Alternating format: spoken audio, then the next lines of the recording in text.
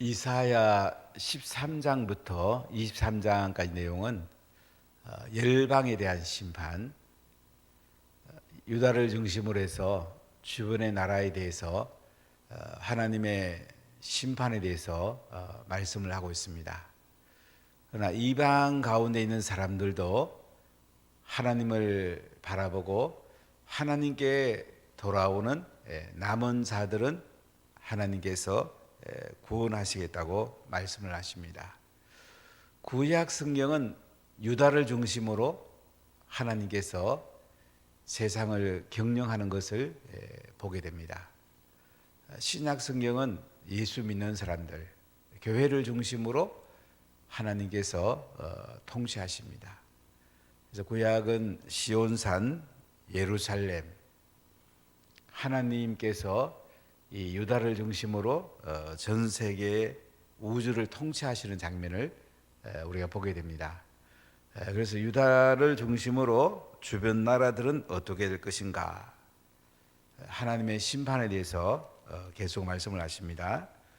1장부터 12장까지 내용을 보면 이제 유다에 대한 이야기예요. 유다 백성들이 하나님을 잘 예배하고 하나님 말씀대로 살면, 정의와 공의를 행하면 하나님께서 은혜와 복을 그냥 부어주십니다.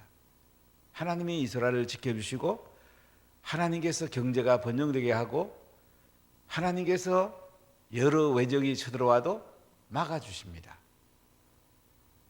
우리가 예수를 잘 믿으면요, 하나님이 영적으로 복을 주시고 우리에게 필요한 모든 것들을 공급해 줍니다. 땅에 있는 많은 사람들은 세상에 잘 사는데 포커스를 맞춘 사람들이 대부분이죠.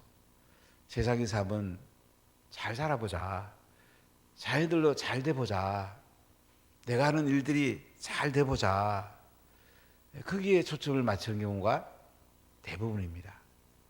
물론 잘 돼야 되죠. 자녀도 잘 되고 우리 사업도 잘 되고 건강하고 다 잘 돼야 되죠. 하나님이 말씀하는 건 뭐냐면, 하나님께 초점을 맞춰라, 하나님을 영화롭게 해드리라, 하나님을 잘 예배하고 정의와 공의를 행해라, 말씀대로 살아라. 그러면 하나님이 알아서 니들이 생각하는 것보다 더 복되게 해주겠다. 여기에 초점이 있습니다. 자, 우리 인생을 살아갈 때요, 굉장히 다릅니다. 내가 중심이 되어서 잘 되는 것과 하나님이 중심 되어서 나를 잘 되게 하는 것과, 여러분 어떤 길을 갑니까? 이것이 굉장히 다릅니다. 하나님은 우리에게 은혜 부어주기 원하고 복되게 해주기 원하고 하늘의 상이 크게 되기를 원하고 우리를 잘 되기 원하는 거 하나님인데, 중심이 어디 있는가가 중요해요. 정말 하나님께 중심이 있냐? 하나님께 신령과 진정으로 예배드리고 하나님 말씀대로 순종하고 정의와 공의를 행하며 하나님을 기쁘게 해드리고 있느냐? 하나님이 알아서 우리에게 필요한 것들 넉넉하게 공급해 주시고 자녀들도 복되게 해주시고, 하나님이 알아서 해주는 게 내가 잘 되려고 하는 것보다 더 놀라운 열매가 있지 않겠습니까? 잘 하나님을 한번 바라보십시오. 이게 굉장히 다릅니다. 어떤 사람은 자기가 중심되어서 열심히 노력하고 열심히 뛰어다니며 세상에 잘 될 수 있습니다. 근데 어느 순간에 무너집니다. 자기께 자기가 무너집니다. 근데 하나님을 중심으로 딱 살면, 하나님 나라와 하나님 의를 먼저 구하면 하나님은 뒤에서 필요한 것들을 다 밀어줍니다. 이것은 오래오래 갈 수 있습니다. 자손 만대에 갈 수가 있습니다. 자녀들에게 이것을 잘 전수하는 것이 자녀를 제일 축복하는 겁니다. 자녀들이 예수님을 잘 믿게 하고 말씀을 전수해서 말씀을 중심으로 정의와 공의를 행하게 하고 늘 하나님을 영화롭게 예배드리고 가정식탁 예배드리고 이들이 학교 가서 교회를 세우고 복음을 전하고 일터에서 교회를 세우고 복음을 전하고 이 하나님께 중심을 딱 맞추면 자손 만대에 하나님께서 부어주는 복을 누리게 됩니다. 여러분 어느 쪽입니까? 내가 중심돼 갖고 반짝 잘 되는 쪽입니까? 하나님이 중심돼 갖고 계속 자손 만대에 잘 되는 방향으로 가고 있습니까? 사실 하나님 편에서 보면 코로나는 아무것도 아닙니다. 사람 코로나 때문에 많이 힘든 게 너무 많죠. 하나님의 편에 보면 아무것도 아니에요. 그러니까 하나님 편에서 보는 게 중요해요. 진실 하나님 편에 보면 모든 게 다 해답이 있잖아요. 위에서 내려다 보세요. 모든 해답을 가진 분이 하나님이에요. 유대가 하나님을 바라볼 때는 하나님께서 그 나라를 보호해 줍니다. 다 필요한 것들 공급해 줍니다. 다윗 시대가 그랬죠. 그래서 구약은 보면 유다를 중심으로 하나님이 통치하시고 다윗의 길로 가면 그 왕을 하나님께서 성군으로 나라가 복되고 하나님이 영화롭게 유다를 축복해 주셨습니다. 그런데 아하스 왕이 그렇지 못했거든요. 그래서 1장부터 12장에 보면 이렇게 사는 유다를 하나님이 심판하시겠다. 그래도 하나님은 또 불쌍히 여기시고 회복해 주겠다는 거예요. 참 하나님 사랑 대단하죠. 사랑의 채찍을 때리시는 거예요. 주변 나라를 통해서 북이스라엘, 시리아, 아수르, 암몬, 모압, 에돔,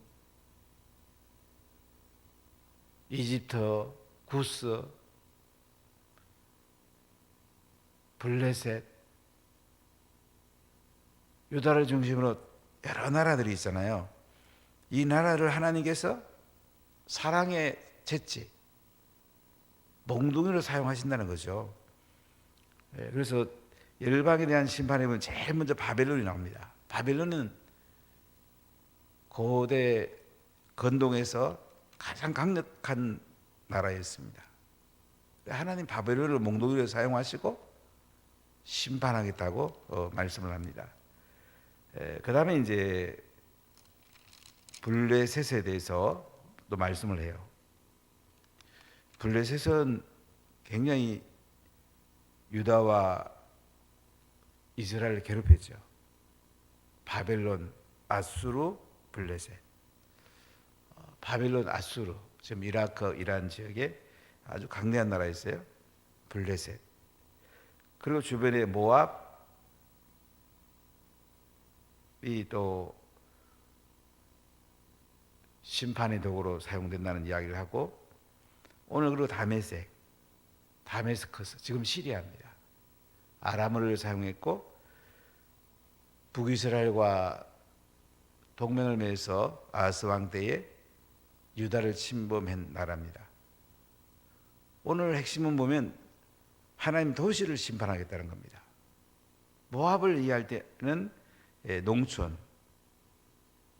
목축업하고 그들이 과일 나무를 심어서 가꾸는데 이거를 심판하시는데, 오늘 다메섹은요 교통의 요지입니다. 남쪽의 애굽과 북쪽의 아수르 사이에 아주 교통이 좋고 도시가 발달되어 있습니다. 이 다메섹을 하나님이 심판하신대요. 오늘 1절부터 한 3절까지 봅시다. 다메섹에 관한 경고라. 보라, 다메섹이 장차 성읍을 이루지 못하고 무너진 무더기가 될 것이라. 야 아로엘의 성읍들이 버림을 당하리니 양무리를 치는 곳이 되어 양이 눕되 놀라게 할 자가 없을 것이며, 에브라임의 요새와 다메섹 나라와 아람의 남은 자가 멸절하여 이스라엘 자손의 영광같이 되리라. 만군의 여호와의 말씀이니라. 다메섹, 장차 성읍 이루지 못하고 무너진 무더기가 될 것이다. 다메섹은 아주 오래된 도시입니다. 지금도 시리아의 수도죠. 이 다메섹을 하나님께서 무너진 무더기가 된다. 도시를 하나님이 멸망시킨다는 거예요. 아로엘의 성읍들, 아로엘은 시리아의 남쪽에 있는 도시인데 이 성읍도 버림당한다. 그리고 양무리가 양치는 곳이 되고요. 에브라임의 요새와 다메섹 나라와 아람의 남은 자가 멸절한다. 에브라임 북이스라엘 말합니다. 그래서 시리아와 에브라임 동맹을 맺어서 아하스 왕 때 남유다를 침범한 적이 있어요. 이 에브라임의 요새, 이스라엘도 하나님이 같이 손을 댄다 이거예요. 남유다를 침범했어요. 그들은 여로보암의 길로 갔습니다. 그래서 하나님은 시리아와 북이스라엘을 심판하시고 그들을 멸망시킨다. 북이스라엘은 BC 720년에 아수르에서 멸망을 당합니다. 하나님이 손대면요, 아무리 강대한 나라도 하나님이 이길 수가 없거든요. 북이스라엘에 대한 그 영광이 대단했는데 결국 하나님 심판을 하세요. 시리아와 함께. 자, 4절 보시면 그날에 야곱의 영광이 새하고 그의 살찐 몸이 파리하리니 마치 추수하는 자가 곡식을 거두어 가지고 그의 손으로 이삭을 벤 것 같고 르바임 골짜기에서 이삭을 준 것 같으리라. 그러나 그 안에 주울 것이 남으니니 감람나무를 흔들 때에 가장 높은 곳 가지 꼭대기에 과일 2-3개가 남은 같겠고 무성한 나무에 가장 먼 가지에 4-5개가 남은 같으리라. 이스라엘의 하나님 여호와의 말씀이니라. 이렇게 이스라엘이 망하고 결국 나뭇가지에 몇 개 과일이 달린 것처럼 이렇게 망할 것을 말씀을 합니다. 그러니까 이스라엘에도 남은 자는 구원받는다는 거죠. 나뭇가지에 몇 개의 과일이 남은 것처럼 아주 소수의 사람만 남기고 다 멸망시킨다는 거죠. 7절에 보면 그날에 사람이 자기를 지으신 이를 바라보겠으며 그의 눈이 이스라엘의 거룩하신 이를 뵙겠고 자기 손으로 만든 제단을 바라보지 아니하며 자기 손가락으로 지은 아세라나 태양상을 보지 아니할 것이며. 이렇게 북이스라엘이요 멸망합니다. 근데 그날에 자기를 지으신 이를 바라보겠다. 그의 눈이 이스라엘의 거룩한 이를 뵙겠다. 소수의 남은 자들은 하나님을 바라본다는 거죠.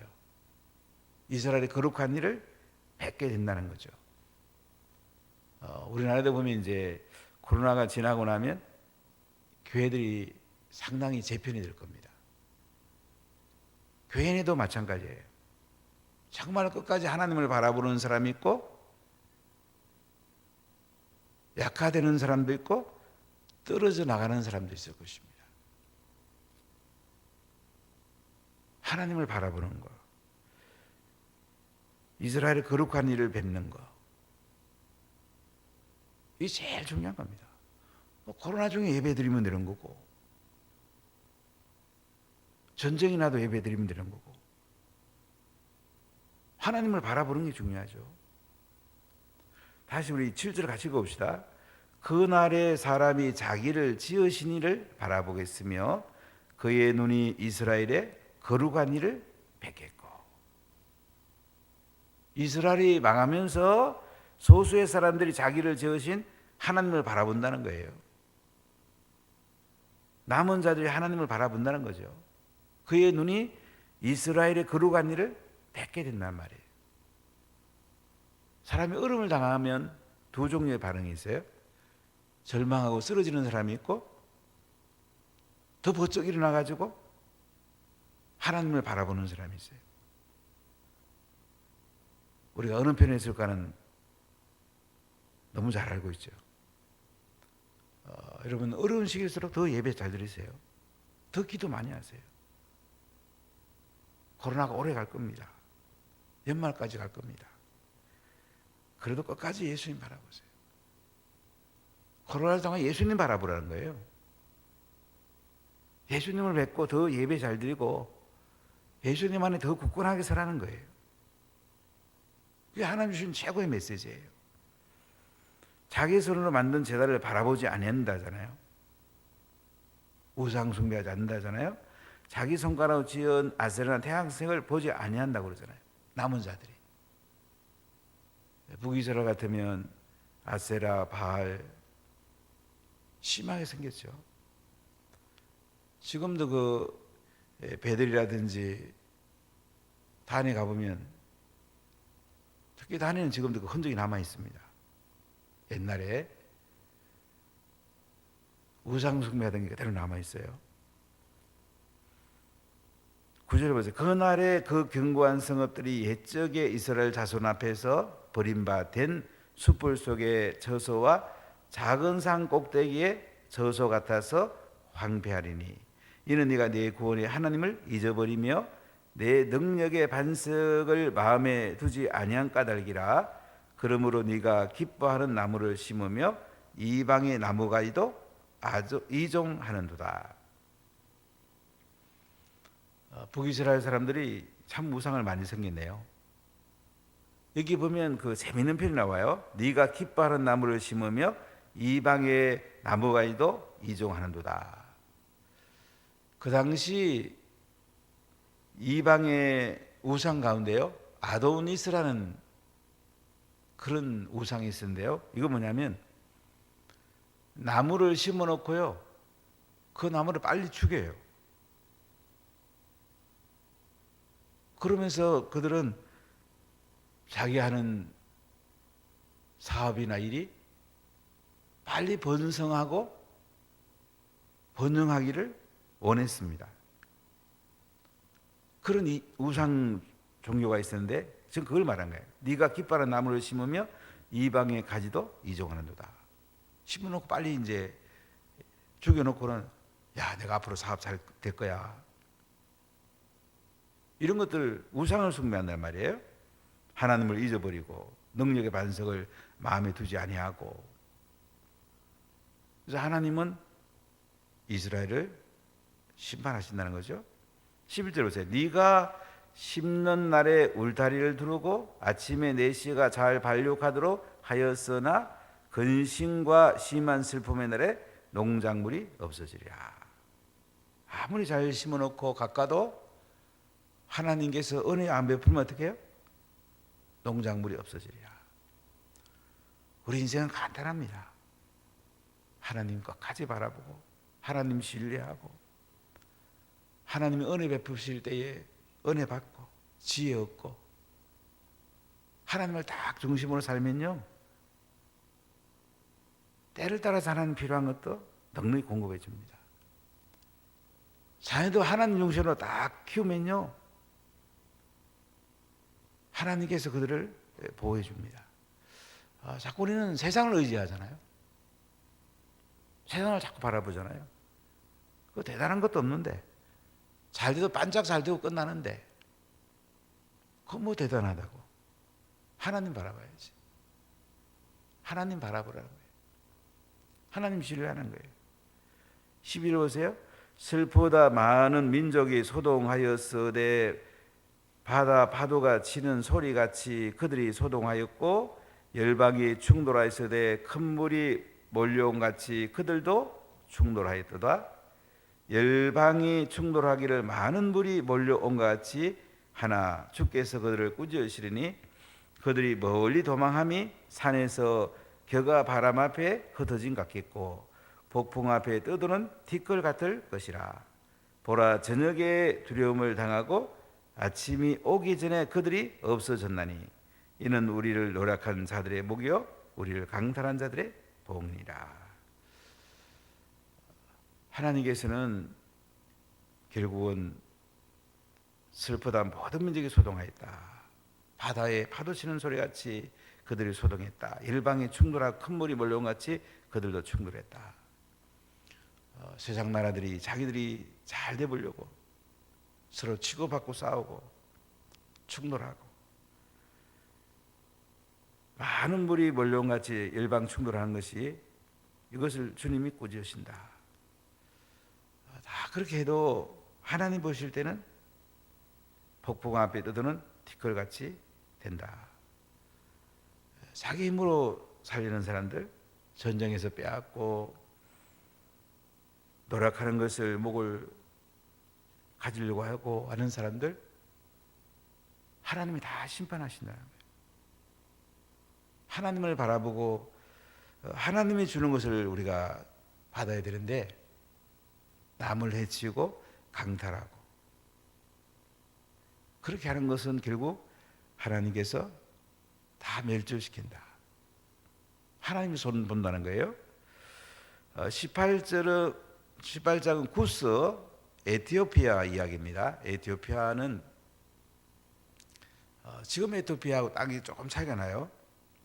이 당시는 에티오피아 쪽 수단과 이 일부를 포함하는데 지금 에티오피아 그리고 에티오피아가 예멘 지역까지 포함될 때가 있었는데 이 당시 구스는 누비아라고 그래가지고 이 누비아 족이 이집트를 다스릴 때입니다. 이집트의 주인이 본토인 사람이 경우도 있었고 또 북쪽에서 내려와서 다스릴 때도 있었고 또 남쪽에 있는 사람들이 올라와서 이집트를 통치할 때도 있었습니다. 근데 이 당시는 남쪽에 있는 구스족이 이집트를 통치하기도 했습니다. 구스가 강대했습니다. 구스도 어떤 면에서는 무역업이 성했고 교통의 요지였습니다. 그러나 이 나라도 하나님이 심판한다는 겁니다. 18장 1절을 보세요. 슬프다 구스의 강 건너편 날개치는 소리나는 땅이여 갈대배를 물에 띄우고 그 사자를 수로로 보내며 이르기를 민첩한 사절들아 너희는 강들이 흘러 나누인 나라로 가되 장대하고 준수한 백성 곧 시초부터 두려움이 되며 강성하여 대적을 밟는 백성에게로 가라 하는도다. 세상의 모든 검이 지상에 사는 너희여 산들 위에 기초를 세우거든 너희는 보고 나팔을 불거든 너희는 들을지어다. 아주 이 나라가 강대했습니다. 또 유다의 사절을 보내가지고 반아수르 정책을 쓰자고 했습니다. 그런데 사절에 여호와께서 뭐라고 합니까? 여호와께서 내게 이르시되 내가 나의 저소에서 조용히 감찰함이 쬐는 일광 같고 가을 더위에 운무 같도다. 추수하기 전에 꽃이 떨어지고 포도가 맺혀 익어갈 때에 내가 낯으로 그 연한 가지를 베며 퍼진 가지를 찍어버려서 산의 독수리들과 땅의 들짐승들에게 던져주리니 산의 독수리들이 그것으로 여름을 지내며 땅의 들짐승들이 다 그것으로 겨울을 지내리라 하셨습니다. 자, 여기 보니까 결국 하나님께서 그들을 심판하신다는 거예요. 추수하기 전에 꽃이 떨어진다. 포도가 맺혀갈 때에 내가 낯으로 그 연한 가지를 베고 퍼진 가지를 찍어버린다. 독수리들이 이제 들짐승들이 다 그것으로 겨울을 지내리라. 하나님께서 구수를 심판하신다는 거죠. 뭐 추수하기 전에 꽃이 떨어지고 포도가 익어갈 때 낫으로 베버리면 아무 열매가 없잖아요. 결국은 번선한 것 같지만은 마지막은 하나님께서 멸절시킨다는 거죠. 인간의 힘으로 하는 게 바로 이거와 같아요. 아주 번성한 것 같지만은 결국은 언젠가는 멸절당합니다. 그러나 하나님을 바라보고 하나님을 신뢰하면 처음에는 부족한 것 같아요. 작아 보여. 그러나 갈수록 하나님의 은혜와 복을 부어줍니다. 이걸 우리가 아셔야 됩니다. 자, 18장 7절을 같이 읽어보겠어요. 그때에 강들이 흘러 나누인 나라에 장대하고 준수한 백성 곧 시초부터 두려움이 되며 강성하여 대적을 밟는 백성이 만군의 여호와께 드릴 예물을 가지고 만군의 여호와의 이름을 두신 곳 시온산에 이르리라. 자, 구스가 망하는데요, 그 중에 남은 자들은 시온산에 올라와서 하나님을 예배한다는 거죠. 참 나라가 망해도 남은 자들을 하나님 남겨두세요. 끝까지 목숨 걸고 예수님 잘 믿는 사람들, 생명 걸고 복음 전하는 사람들, 하나님 이런 사람들을 사용하기 원합니다. 목회를 해보면 정말 하나님 앞에 이쁘게 사는 사람들이 있어요. 이쁘게 살아가는 사람들이 있어요. 한결같은 분들이 있어요. 하나님 이분들을 기뻐하세요. 물론 하나님 다 사랑하시지만은 그분들이 아름다운 열매 맺고 자손 만대에 또 우리 제자들을 통해서 하나님 나라가 세워지기 원합니다. 자, 우리가 예수님을 잘 믿어야 되는데 한번 잘 돌아보세요. 하나님 중심으로 하나님 주시는 복을 받고 있는가? 내 중심으로 내가 열심히 갖고 뭔가 이루려고 하는가? 내 자식이 하나님 중심으로 하나님의 복을 받는 삶을 전수하는가? 자기들이 열심히 해서 그냥 자기들이 잘 사는 복을 받는 그런 삶을 자녀들에게 알게 모르게 그냥 흘러가고 있는가? 어느 편에 서는가가 정말 중요해요. 하나님 중심입니까? 나 중심입니까?